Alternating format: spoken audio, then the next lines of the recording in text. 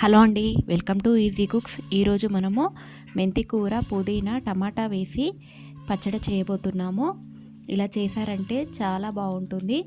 ఒకసారి ట్రై చేసి చూడండి. ముందుగా మనము ఒక హాఫ్ కేజీ వరకు టమాటాలను తీసుకోవాలి. అలాగే మెంతి ఆకులను, పుదీనా ఆకులను కూడా తరిమి పెట్టుకోవాలి. ఇప్పుడు స్టవ్ వెలిగించుకొని ఒక బౌల్ పెట్టుకొని అందులోకి టమాటాలను కట్ చేసి వేసుకోవాలి.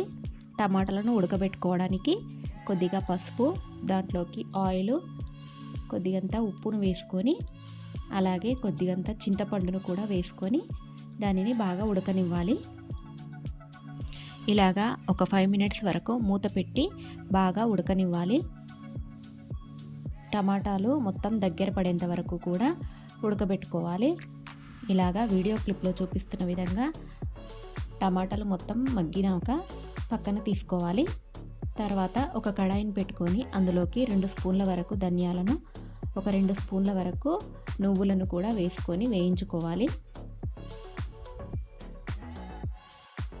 అలాగే 2 స్పూన్ల వరకు కూడా ఇందులోకి జీలకర్రను కూడా వేసుకొని వేయించుకోవాలి. కొద్దిగా వేడి అయితే సరిపోతుంది, మరీ బాగా వేయించనవసరం లేదు. ఇలాగా వేయించుకొని దీనిని ఒక బౌల్లోకి తీసుకొని పక్కన పెట్టుకోవాలి. అలాగే మళ్ళీ కడాయిని పెట్టుకొని అందులోకి ఒక స్పూన్ వరకు ఆయిల్ వేసుకోవాలి.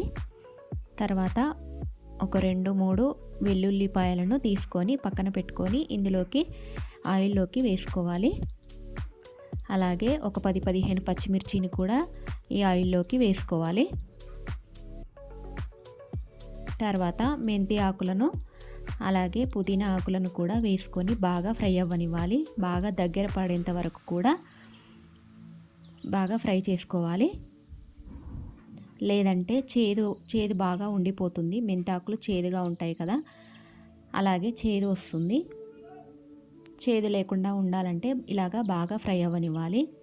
అలాగే దీంట్లోకి కొద్దిగా సాల్ట్ను వేసుకుంటే తొందరగా దగ్గర పడిపోతుంది.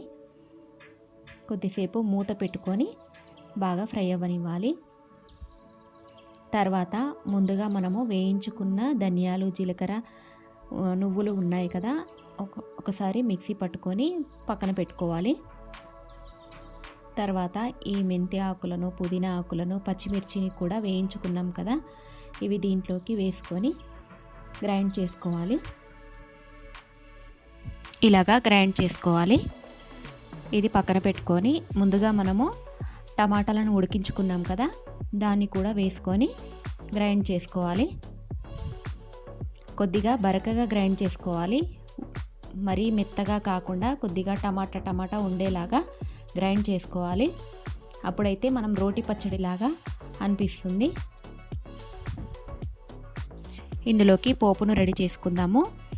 ఇప్పుడు ఒక కడాయిని తీసుకొని, చిన్న కడాయిని తీసుకొని అందులోకి కొద్దిగా ఆయిల్ వేసుకొని జీలకర్ర, ఆవాలు, కొద్దిగా శనగపప్పు, కొద్దిగా మినపప్పు, ఒక 2-3 ఎండుమిరపకాయలు, కొద్దిగా కరివేపాకు వేసుకొని కొద్దిగా పసుపు వేసుకొని ఇందులోకి వేసేసుకోవడమే. ఇలా చేశారంటే మీకు కూడా చాలా బాగా కుదురుతుంది. అలాగే మా వీడియో కనుక నచ్చినట్టయితే లైక్ చేయండి, షేర్ చేయండి, సబ్స్క్రైబ్ చేసుకోండి.